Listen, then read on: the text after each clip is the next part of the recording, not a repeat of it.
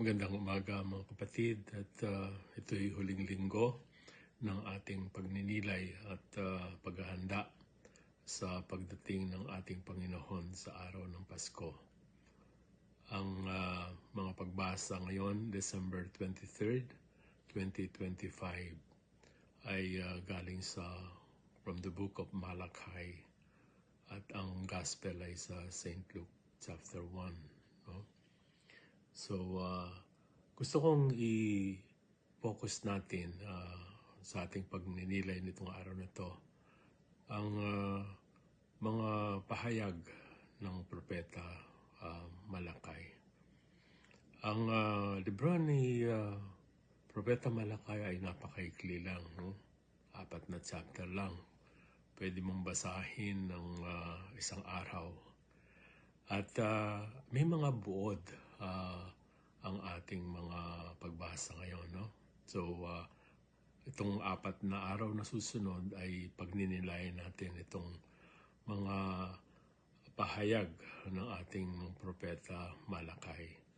Ang ibig palang sabihin ng Malakay ay my messenger, no? So, ito yung tagapagbigkas o tagapagpahayag ng ating Panginoon. So, alalahanin natin na ang propeta ay pinakahuli at pagkatapos nito ay merong 400 years of silence.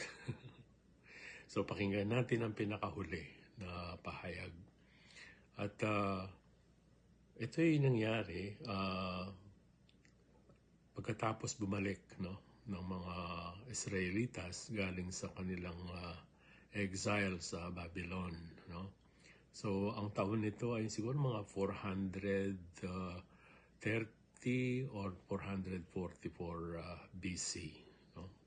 So, nagawa na ito ang templo at meron na silang wall at parang naging normal ang kanilang pamumuhay, no? Pero hindi pa rin maalis sa kanila yung siguro dulot ng pagkawalan nila ng identity nung pagka-exile nila sa Babylon. So, sa loob ng templo mismo ay may mga corruption at may mga pag-aalay na hindi karapat-dapat, no? So, ito yung na-address ng propeta. Siguro sa first chapter ay unahin natin. Ang sabi ng Panginoon, no? I have loved you, says the Lord. But you say, how have you loved us? No? So, pinapaalala ng Panginoon ang kanyang pagmamahal sa kanila. Pero, hindi makita, no, ng mga tao kung paano sila minahal ng Panginoon. Parang nalimutan na nila, no, ang pangyayari sa buhay nila. Yung pagpapalaya sa kanila sa Ehipto, ang pagtulong ng Panginoon sa wilderness.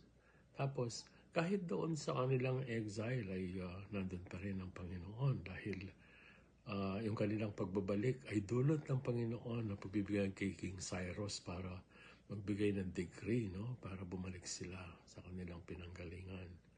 So, hindi nila maalala, no? Parang nagkaroon ng amnesia ang mga tao.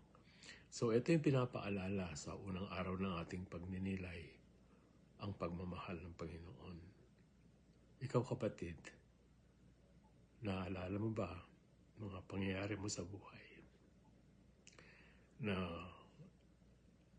naranasan mo ang pagmamahal ng Panginoon?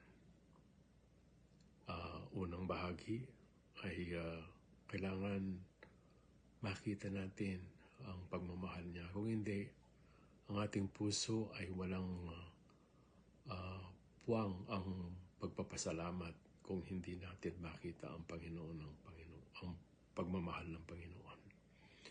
At kung ang puwang nito, ang pagmamahal ng Panginoon ay wala sa atin, hindi rin tayo matututong magmahal sa iba. So sa unang araw natin ay pagnilayan mga kapatid ang pagmamahal ng Panginoon. Gaano ako kamahal ng Panginoon? Suriin natin ang ating mga buhay para magkaroon tayo ng paghahanda at nagpapasalamat sa dakilang pagpamahal ng Panginoon. Sa ngalan ng Ama, at ng Anak, at ng Espiritu Santo.